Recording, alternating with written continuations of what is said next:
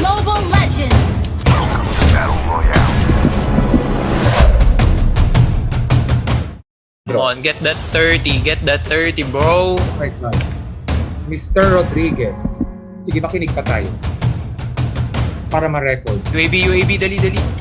I certainly have had enough of this kapastusan. May gamit ba yan? Bala, plates. Bastos, May grabe. gago ka. See? Perhaps you've seen videos like these appeared on your social media feeds lately, where students have been viral for getting themselves in trouble in the middle of the class while playing online games. It has been garnering lots of reactions from netizens, and for most, it made them happy and entertained.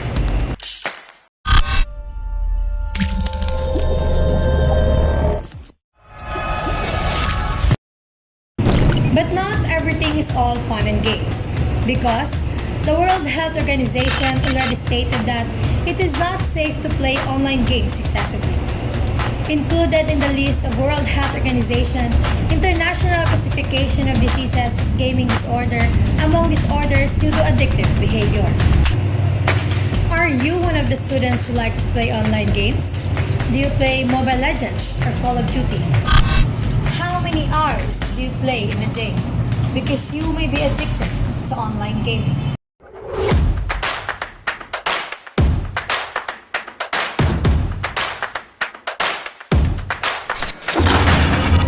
Let's wrap our heads around some numbers. From the survey questionnaires we conducted among the selected students of each program of Iloilo National High School, we have accumulated that 30.3% of students are playing Mobile Legends, while 24.2% play Call of Duty Mobile. 45.5% of our responses answers both. These students spend most of their time playing these online games 1 to 3 hours a day. Some even ranges to 10 hours playing these online games. What an alarming number. If you have children, you might be a little worried about how much screen time they are having these days. For some, it is just a harmless pastime, but for others, it can turn into addiction with extreme consequences. It is time to investigate how much is too much.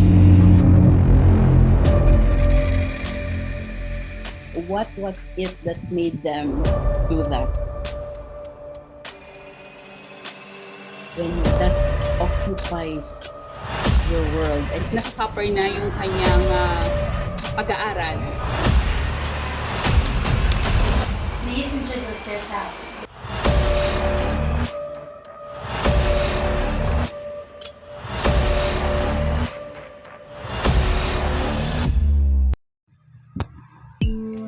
Their anger and frustrations seems to pile up more and more as they continue to stack up their awards in the game.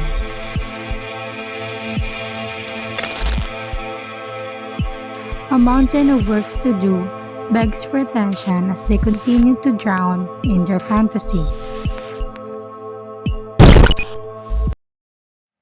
As we can see, this is one of the problems among the youth. Let us invite a professional in the field of psychology to be an authority to speak about this concern. I'm Mrs. Cynthia Baga. Well, I am, as you have contacted me, I think you needed to interview a psychologist, and I am trained as a social psychologist. Teachers truly are the backbone of society. They are role models to children, offer guidance and dedication, and give young people the power of education. Let us hear their opinion about the situation of the students. Good morning sa lahat. Ako nga pala ay si Ginang Christy Gregory Sugano at kasalukuyang guro ng Iloilo National High School. You know, I believe that playing per se does not necessarily have to be harmful. What happens that makes it harmful is when it becomes addictive, when it becomes a preoccupation. Ang masasabi ko na kahit paano si paglalaro ng online game, maganda rin siya na libangan, no? Nakakatulong siya na libangan ng mag-aaral, pampalipas lang. When you cannot concentrate on things outside than the the game, when that occupies your world. So, what about studies? What about assignments? Like, what about modules? So that's one of the things that affect mental function. Physically, the adrenaline goes up. See, it can also result in anxiety, weight gain, headaches, and even insomnia. Poor hygiene, also exhaustion, dehydration, and not to mention your hand and wrist pains. Diba?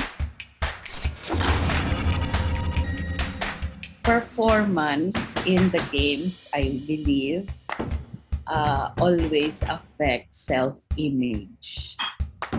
And self-image affects self-esteem. The virtual world provides you an escape from reality. Not only from reality, it also provides you an escape from guilt feelings or other feelings. Are there any students who have received failing grades or who are lacking in class and ignoring messages that shows concern due to excessive playing of mobile games? O wala naman akong pinipilit na estudyante. Nakakonect naman ang teacher sa school mantra mismo ng school na we care for our students. The students involved in our study are from different programs of Iloilo National High School. Special program in journalism, special program in science, technology, and engineering, strengthened technical vocational educational program, school for the arts, special program in sports, and regular class. 63.6% of them have agreed that playing online games have significant bearing on students' academic performance. Most students have said that after discovering these popular online games, such as Call of Duty Mobile and Mobile Legends, their performance in class was better. But we cannot say the same for everyone, because playing affects the mental, emotional, and physical health of a student, even in the slightest way. Breakdowns, stress, fatigue, and migraine because of consecutive losses. These are the 3 students that we invited to share their experience about playing online games. Does it affect them negatively or positively? Please introduce yourself. My name is Romel Sebastian Gabriel. Ako ulit si Jensinon Gabriel P. Hanay, estudyante sa SPS. Good afternoon. So I'm Micaela Sofia B. Harder. I'm 16 years old and I am from SPS team. I usually play online games for almost 10 hours a day because other than online class, one of my priorities in my daily basis is playing online games. Ang akon nga pang Mobile Legends lang pag wala og Call of Duty. Pero ang akon nga playing time siguro sa isa kadlaw 2 ka oras lang. Okay, so I would say around 3 to 4 hours a day because now that we are in a pandemic, we are only at home, so these games are very accessible to us. It's fair. Fair.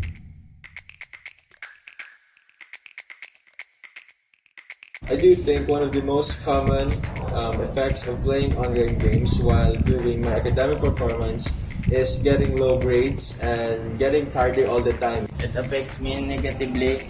Parehas ang iyang balgaw ginaga kaubusan ako time sa akong pag-eskwela kung hindi ko na matansya ang akong oras. Kasi aga ka ginapulawang ko gid ang akong niya pagampang sa Mobile Legends muna hindi ako attend online class. For me, I would say that it would affect me both ways, negatively and positively, because games can serve as leisure time or recreational time, a break as some would say. However, if we do not control our time or control ourselves, it would affect our studies negatively, of course. Every possible situation you can think of, there's always hope. When you feel that darkness surrounds you, as you can't help yourself but lock your eyes on the screen of your laptop and cell phone, there will always be a hand that will caress you and remind you that there are so much more the real world can offer than the virtual world you chose to live inside. The gamers also could have what I would call a group patrol, no? They devise their own control parameters with the help of their gamer friends.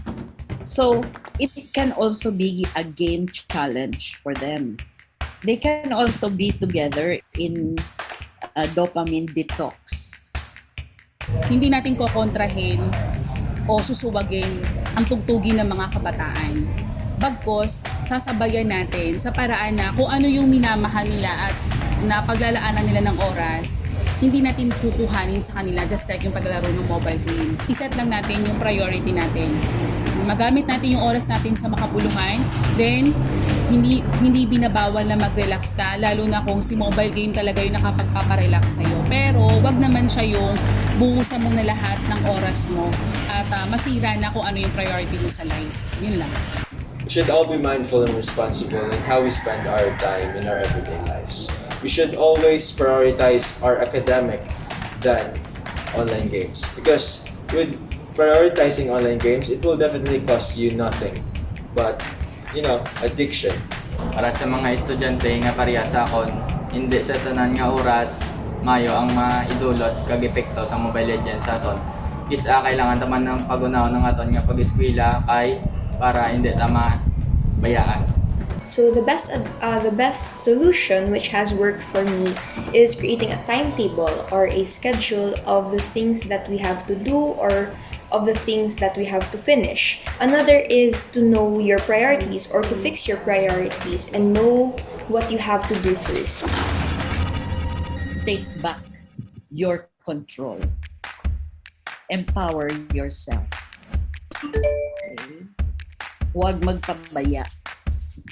Kumbaga sa panahon ngayon, hindi natin kokontrahin o susubagin ang tugtugin ng mga kabataan. If you prioritize your academics, it will definitely lead you in a better future. Hindi sa tanan nga oras mayo ang maidulot kag epekto sa Mobile Legends sa aton. No one knows yourself better than you, and you know what method will work for you or what method will not work for you.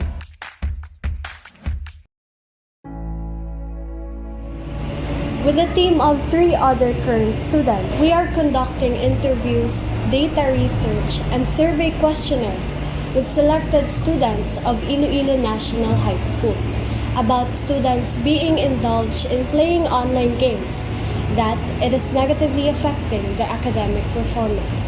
Our interest in this matter rose out of the intersection of academic interests and our own personal hobbies and activities. We seek to improve not just by ourselves, but through interacting a hands-on experience on one of the most alarming concerns among the youth. The focus of our research is to effectively recognize how mobile games such as Call of Duty Mobile and Mobile Legends have negative effects on academic performance of the students. We have witnessed in this production situations supporting the statement and real-life experiences proving it's a fact. And what can we probably say ourselves when we are right here staying up all night just to play games? This just proved how relevant this is to the students and why we work hard to provide you this documentary. With the help of our invited psychologists, teachers, and students, we hope that you gain something from their advices and recommendations. And we are the researchers Alejandria Faith Sigaan, Jazan Recate, Arwen Miguel Perez, And Precious Jewel Cordero. Gaming is really fun, but if you start to notice that you're spending most of your spare time gaming and that you have difficulties with anger or relationship with others are strained, recognition that your gaming is the problem is the first step. Almost all of us live our lives through screens these days. It's up to us whether we control them or they control us.